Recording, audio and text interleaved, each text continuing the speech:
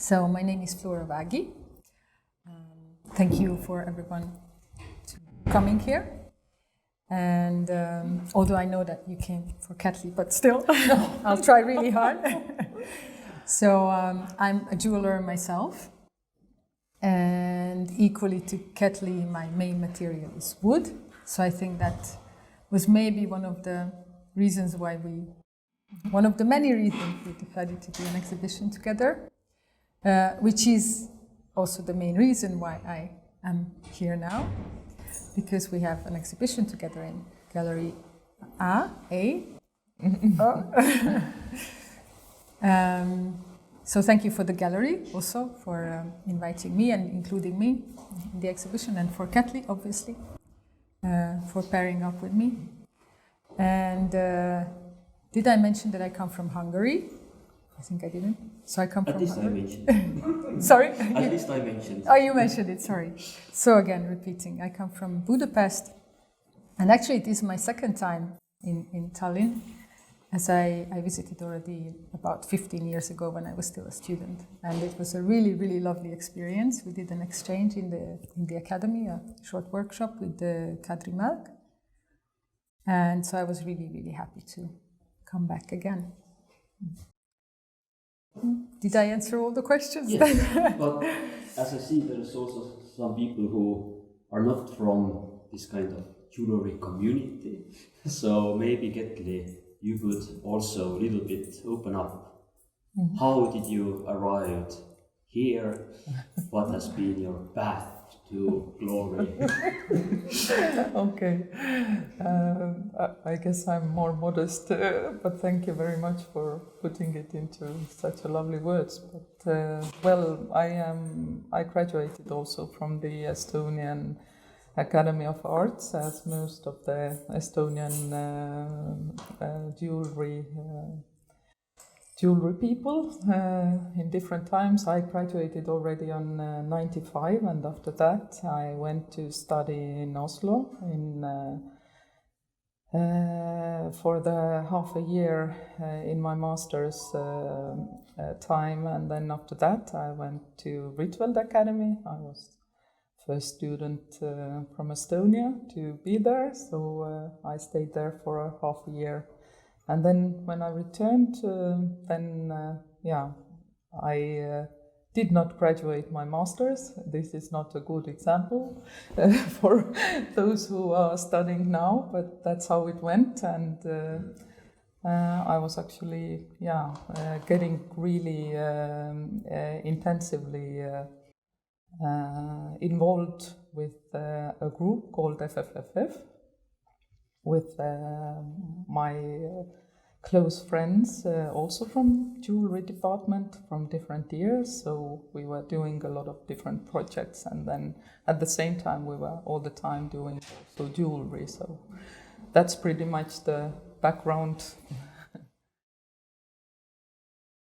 I studied classical goldsmithing, so I did my sort of vocational school in goldsmithing in Budapest. And then I realized that maybe this is not really the right path, so I took a 1-year break and moved to Mexico. I was still involved with jewelry, but not contemporary jewelry, more commercial jewelry. And then after that, I enrolled to Alchemia, which is a contemporary jewelry school that you might know. Well, I mean, the jewelers. So it's a contemporary jewelry school located in Florence, Italy, and I spent 3 years there. And again, after a short break, I then got accepted to do a master's degree at the Royal College of Art in London. So that's where I finished my master's.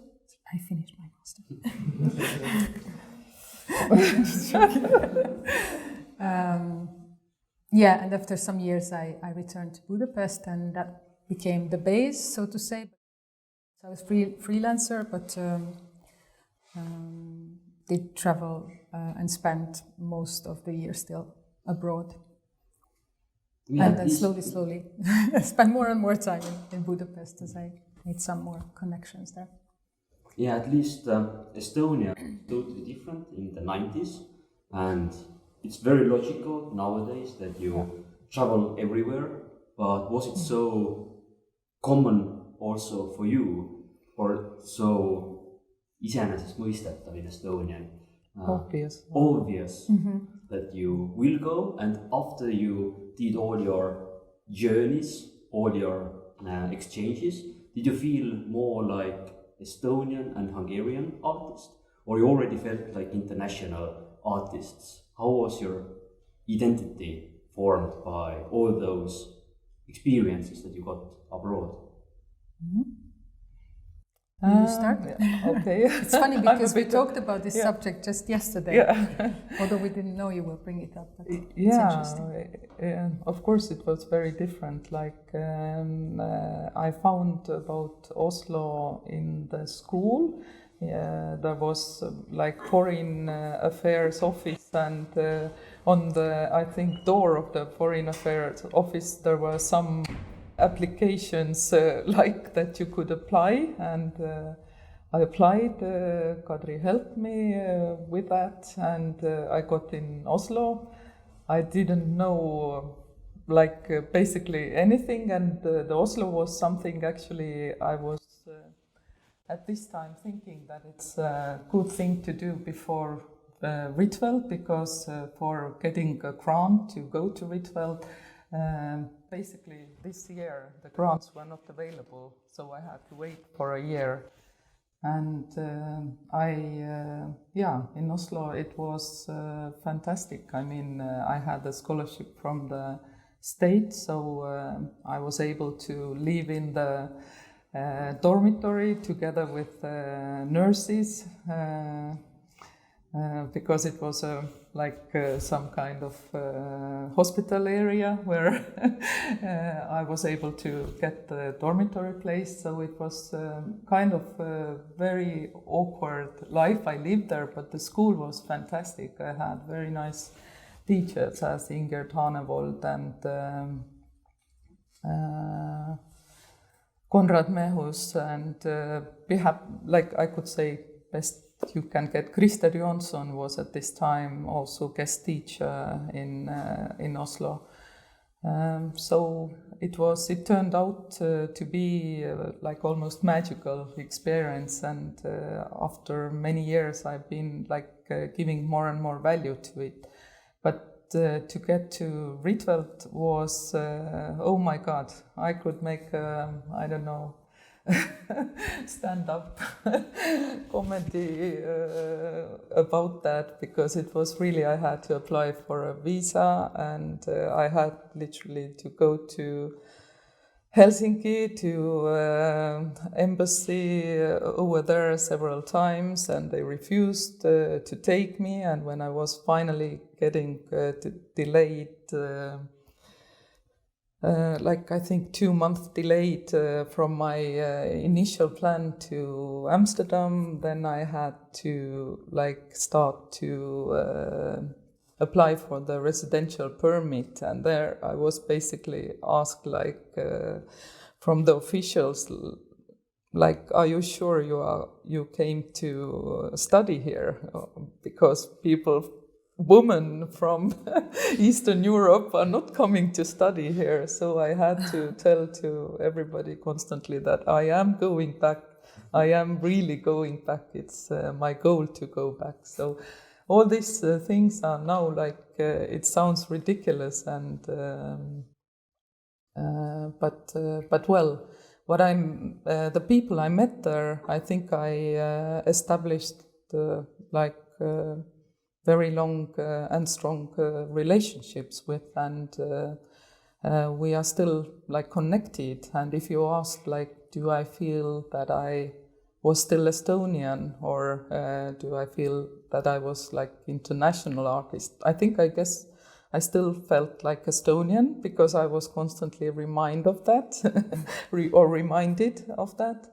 But in a way, I also felt that it's not only about your national identity, what you do. It's more about how you are as a person, what do you value? What do you find interesting? What do you, in a way, choose to remember and cherish in a way? So I think these differences were really coming out when I was abroad. I didn't think about such things then back in Estonia at all, but I started to think there. But it's a long answer now. I give. Regarding the visa, I have a very similar experience as you did.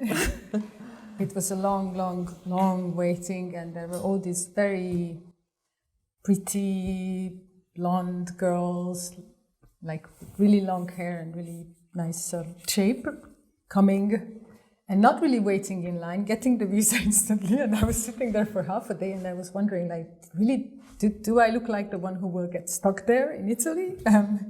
And the guy just kept telling me, like, no, you have to wait, because we still have to look through your papers, and it's not that easy to get a student visa in Italy. And then just handed the other girl, like, smiling the visa and waving at her. So it was quite funny because, for me, it was similar, but kind of the opposite narrative. And if I felt, that was, one of the questions, right? That if I felt, how much I felt Hungarian before and after. I think from a quite early, like, teenager age on, I just didn't feel right. I don't think it had anything to do with Hungary. I just, probably as every teenager, I didn't feel so much at the right place anywhere.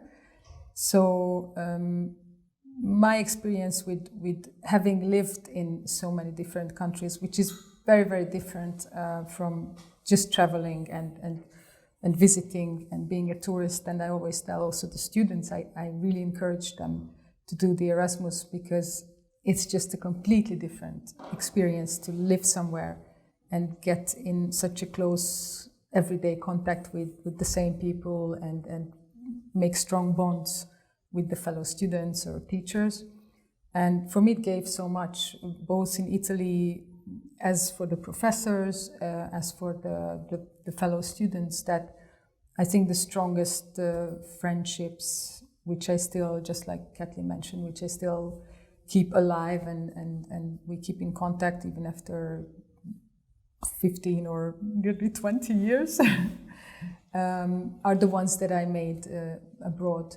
So for me, it just erase the borders, really. And I wouldn't say, like, oh, it was so much nicer in Italy than it was in London, because somehow the people who were there in Italy and then the people who I met in London, they equally became a very important part of my history, and also very important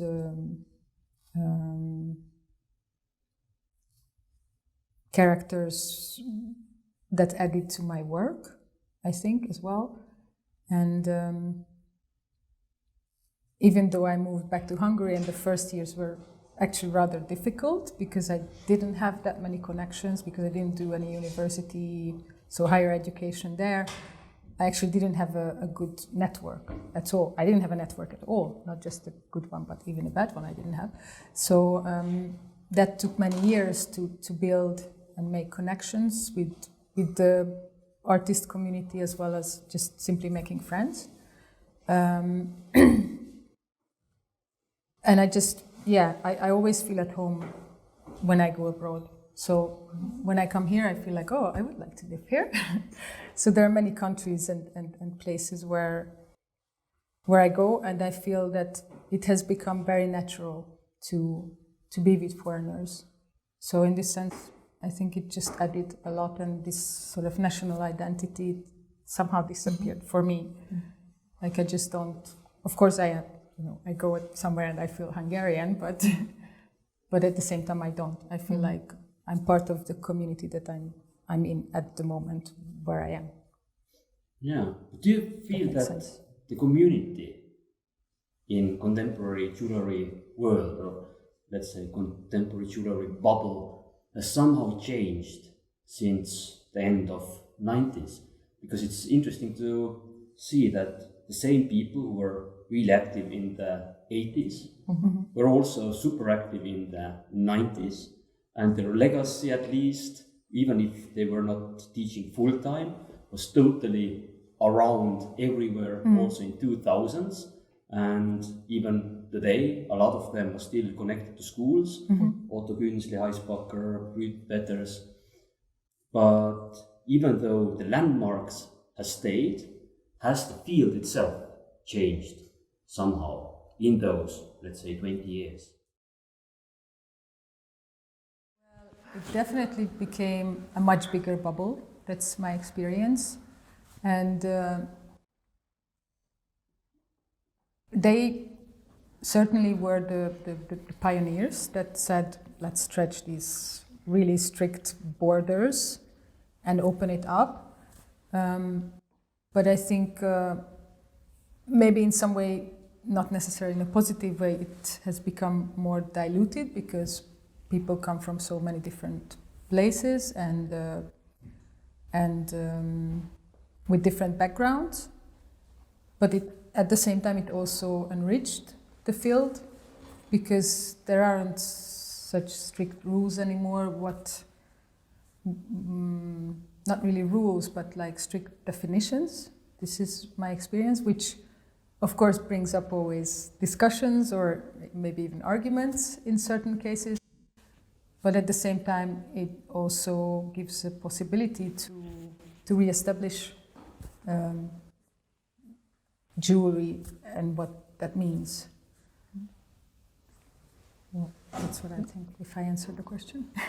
Yeah, for me it's also that perhaps I, like in the end of 90s and even in the beginning of 2000s, it was more clear what was happening, let's say, in Holland, what was happening in Germany, or it was like more, it was not so mixed as it's now, when the information, was coming from information is so much available in all levels. But it also, I think, has something to do with like my own perhaps student years, and especially when I started to travel and started to study abroad, that these virgin moments, I call that.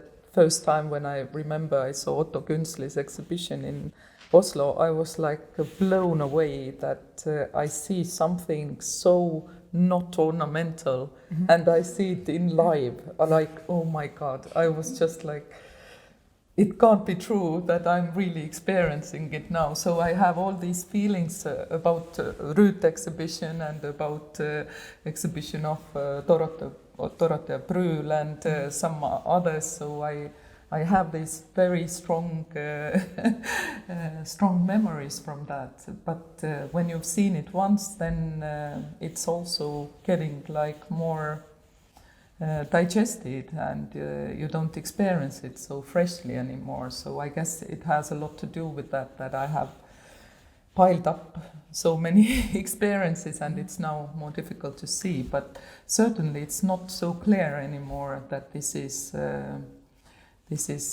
country-wise clear who comes from where.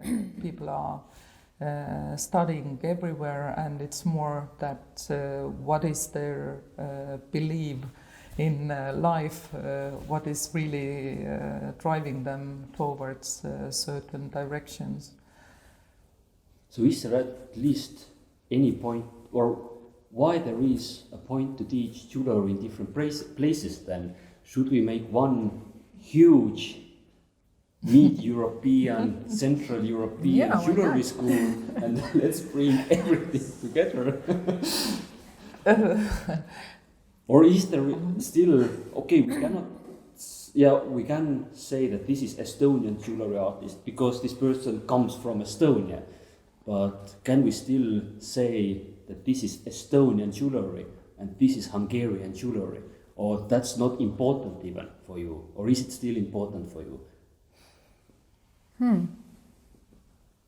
Good question. For me, it's like actually the experiences what I have from being raised in Estonia, from like being in touch with my grandparents, with my relatives, with my friends.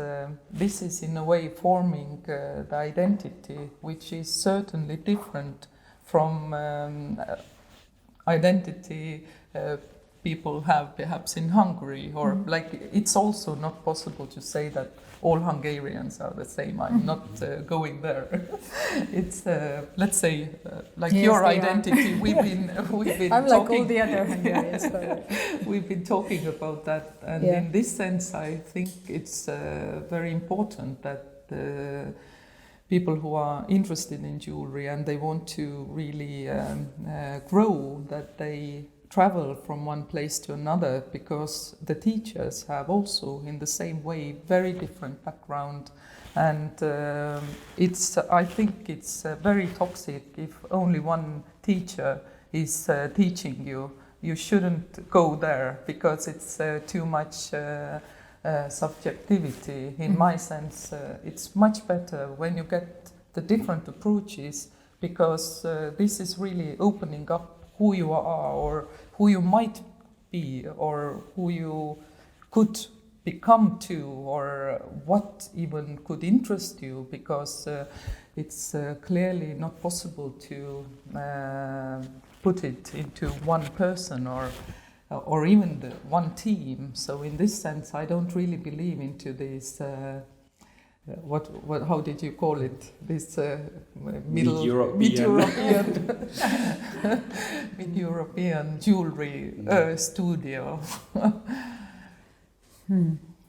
I think it's also a question maybe whether it has to be readable, that it's Estonian jewelry or it's German jewelry. I think certain things, honestly, people will just not get rid of. Like, I know German artists and they work in metal, and it's like this super perfect, technically super precise, and you just look at it and you know that it's made in Germany. But then I know German artists who work in paper, and you know, it's such a different process, different material, and still you can really see that it's that German precision. So I think it's unavoidable that certain characteristics shine through the work, but at the same time, I really agree with Ketli that the best is if everyone finds, as an artist, his own personality, and that comes through the work. And if that has a certain percentage of national characteristic or a certain influence of a professor, it can be also something positive, but definitely I think as well that if they are like little clones of a certain type of teacher or professor who has a certain style and a very recognizable way of making things, then that means that he didn't help them, or she didn't help them to find their own voice and their own way of expressing themselves. So ideally, they should become really independent. So they learn the basics from the mom or dad of jewelry mom and dad, and then they go and do their own experiences, whether that's abroad or they do it where they studied. It's their own choice, but I think it certainly enriches their work if they learn from many other people and spend time in other places. And it's not perhaps, maybe I'm also like exaggerated, that it's not really important that everybody goes abroad. Everyone has their own path in the way it's nowadays possible also to find so many different people like in your country with so many different approaches. So maybe it's even that you you are interested in sculpture, you go to sculpture to get certain skills. Maybe you are interested in expressing yourself through writing, so you find somebody to support you in that. So it's really, I don't know, maybe nowadays this going abroad, I don't know, is not that like must, but it's also not possible to avoid it in a way, or it's I would encourage it. But, yeah. So don't resist. You know, anyone who thinks it's not a good idea, just yeah. But do you have had some kind of moments of understanding, moments of recognitions for yourself? You both work with wood, you both use kind of same tools, you both have your own style. How did you find it?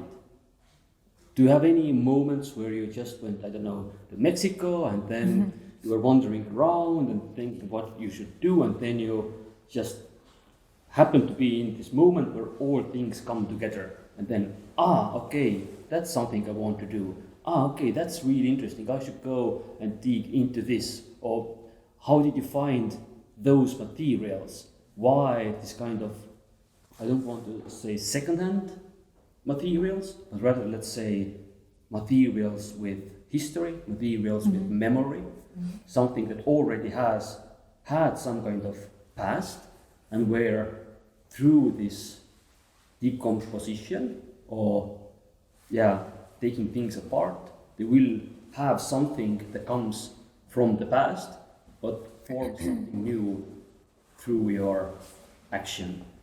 So those do you have these kind of moments, or it's just such a even line that somehow one moment you applied to school and the next moment you were an artist with your own handwriting?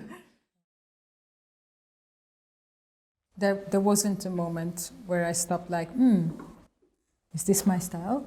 Or have I found the right thing? Because I often, of course, see students struggle like, okay, but if I send this to an exhibition, then will they think that, this is my style? Or when is the right moment to actually show to the world what you made? And I think my personal experience was that I was just doing things without really thinking. I did it instinctively. So it was really coming from here.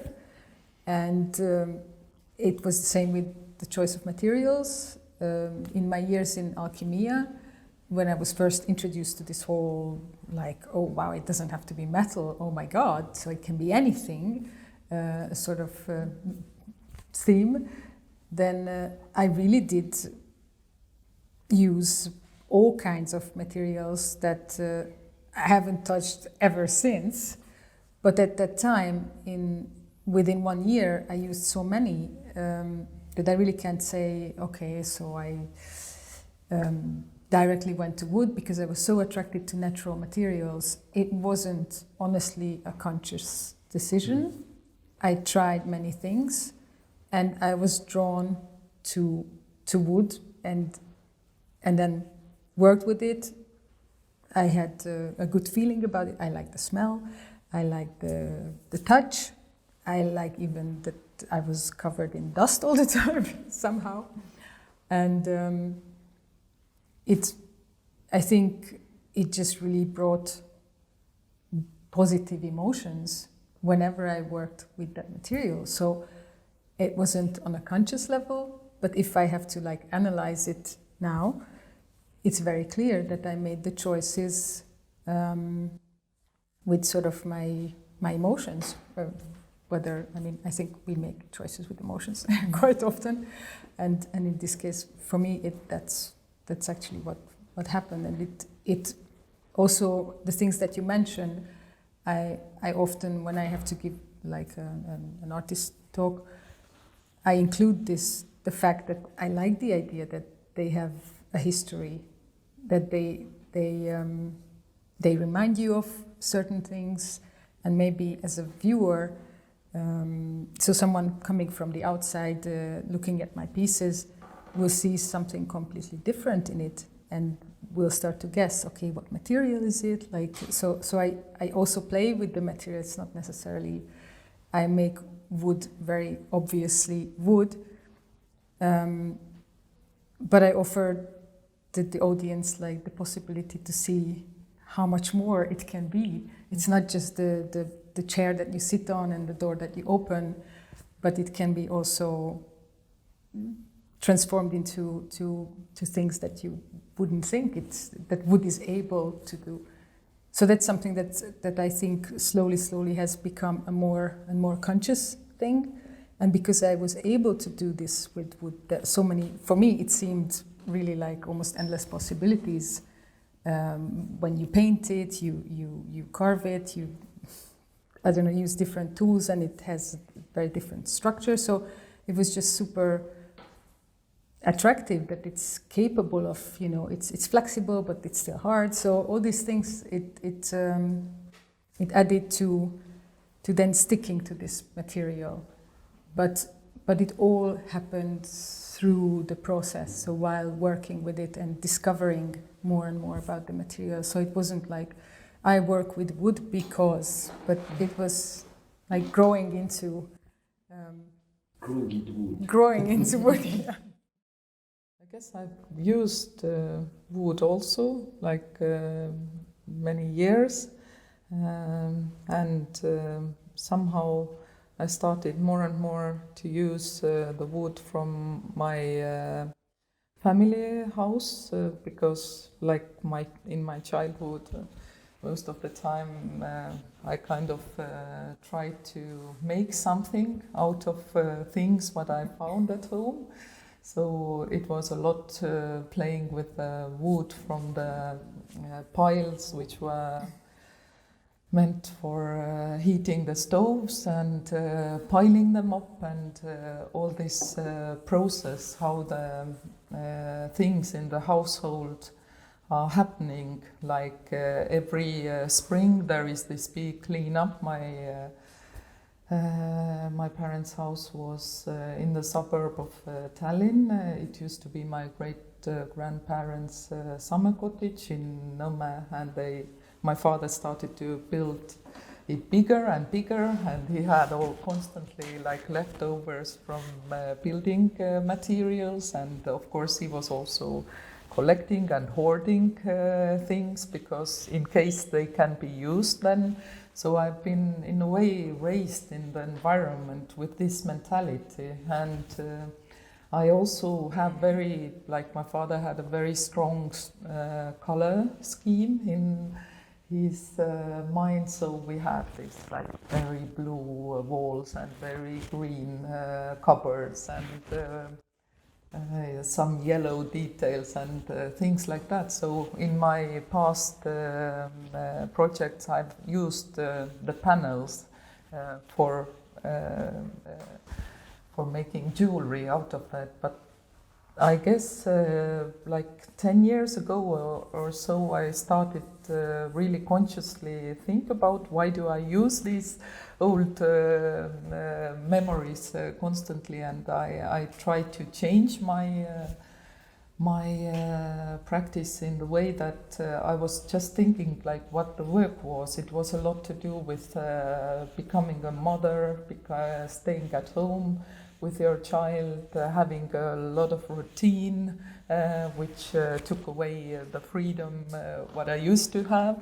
But of course it's very rewarding too. But I was starting to think again about this, how in this household things were used constantly. So I was basically starting to use the wood in the same way that when it was when the old apple trees were falling down, I cut a piece of it and I dried it and I I sewed it into the plates, and then I sewed the plates into the smaller pieces. So I kind of started to use these methods my father was using around house, but in my small jewelry environment in my studio. So that's how, which actually formed the language, that there are these stripes and stuff. So I was a lot drawing on the wood and sewing it out and gluing it together. So there have been a lot of misunderstandings. I've been constantly explaining that these pieces are not bended or like steamed or yeah, so that was, I think, the turning point. It's interesting, quite often those Soviet panels that you have also used, they are, how to say, too ugly to keep, but too dear to throw away. Yes. Then you try to find your own way through it. Yeah. So, yeah. I have the same memory, because Ketli also has seen some exhibitions where I used my grandmother's things also. So, yeah. How do you collect your ideas?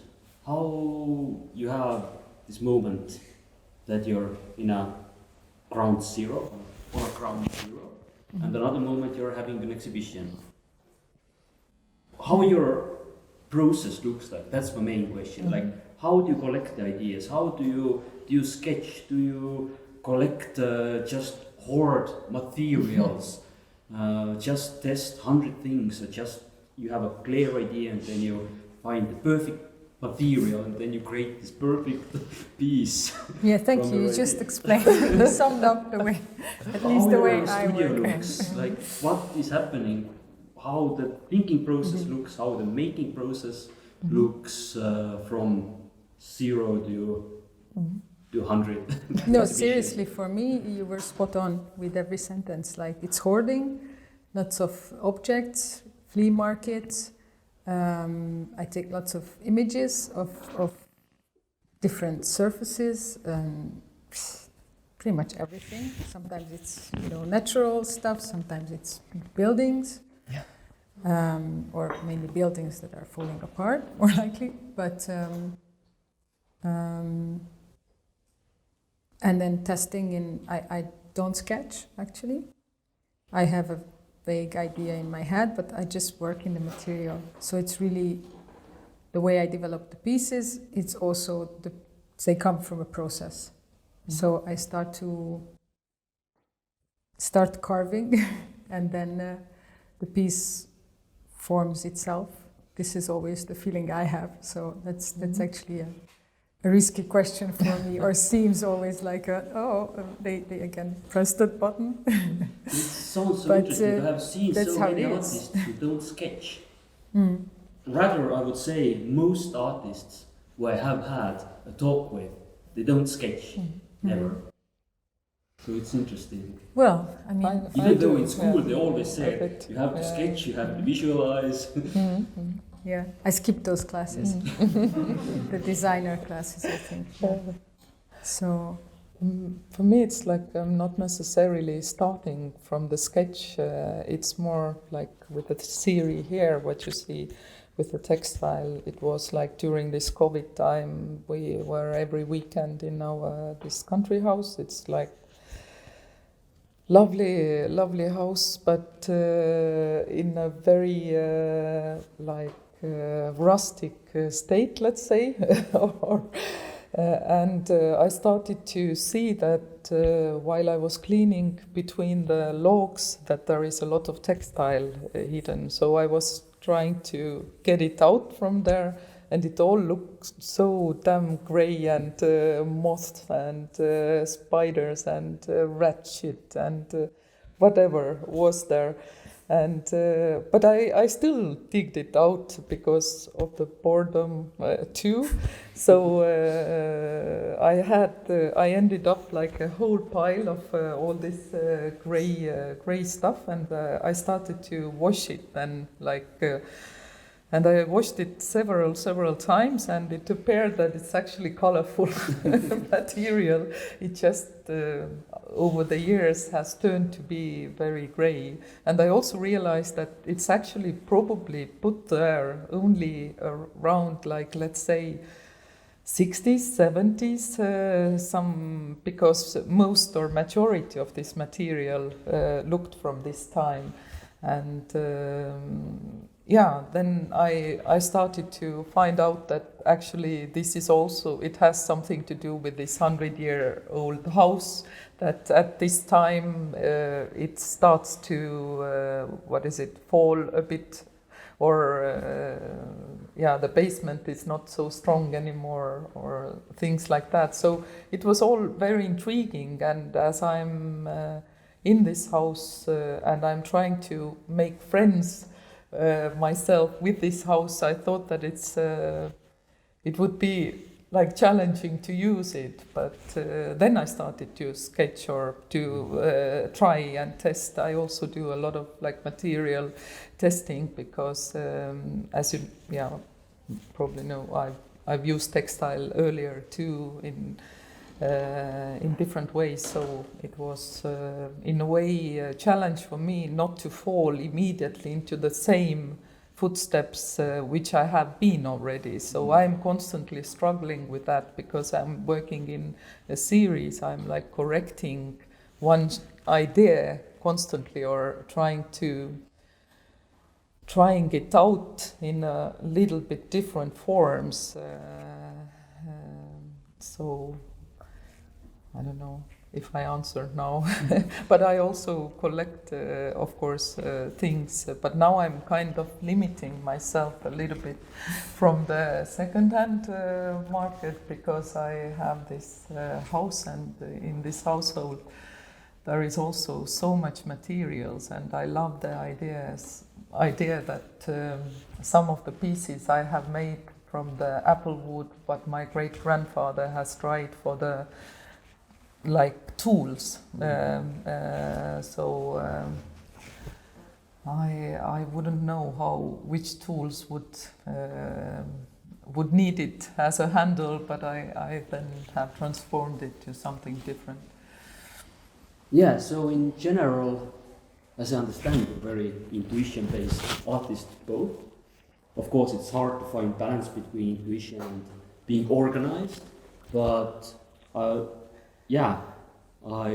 you reminded me one quote from Tolkien, the writer, also the academic Tolkien, that if you want to find something, then the best technique for it is searching. But if you start to search something and you find something, then it's usually not the same thing that you went to look for, but you still ended up. He's got the point. Yeah. So I always say that I'm always looking something that I don't know what it is, but I always recognize when I find it. So I never can say what I'm looking for and what I'm after. So you somehow associate yourself with this. Yeah, yes. Absolutely. You definitely recognize it when you found it. It can be a long way. So, yeah. Yeah, now I think there's already some time passed, and it's already been 1 hour.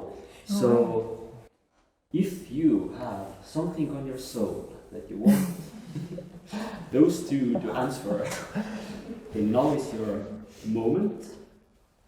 And if not, then you have to wait until another bottle is opened.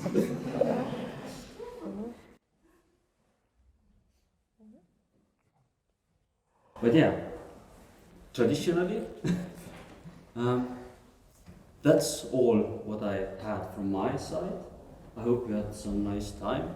Do you have something on your soul that you need to get out before we finish? Thank you so much for the great questions. Yeah. It's really nice. You're a lovely moderator.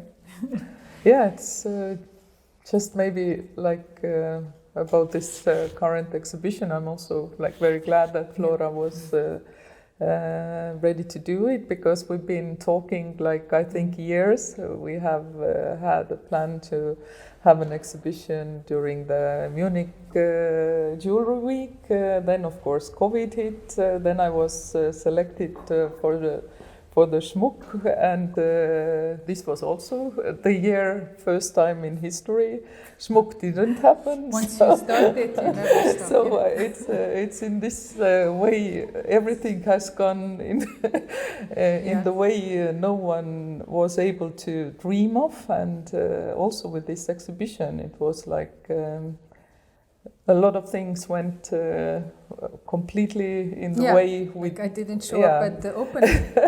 Yeah, but I'm very glad that we made it, because I think I'm very much loving the process of making things, and I enjoyed it very much in this time too. And now when the world is opening up, then where next? You already have something planned? Something scheduled, individually, together? Yeah. Well, we were talking about to have a continuation in another location with the same theme, because it has been truly a dialogue. So when we chose a title for the exhibition, it somehow naturally came. We had, of course, some different versions and different words, but then when we found dialogue, it just instantly and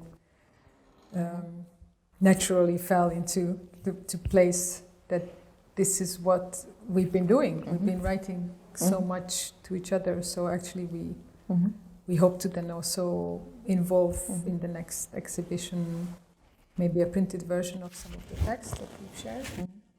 So you have lots of text, not only those 2 letters. No, we are writing a lot, but I think this was a little bit. Not to each other. No, to each actually other to each too. other, but it's probably something that needs to be edited well. Not everything is to be published, but there's definitely enough material to publish, which fed directly our exhibition. So it would be nice to continue. Yeah, definitely. And I will have also collaboration with Kristi Paap, with whom I've been working together, and Siiri Leba, who is here, an architect. We are going to have an exhibition in Tartu Art House. It's going to be about this old house and old gardens, and so I'm very excited to do that as well. So it's going to happen next autumn, so it's kind of time to really work with a new body of works and to investigate more around this house and everything. So that's all. Yeah, thank you, and then let's do that great applause.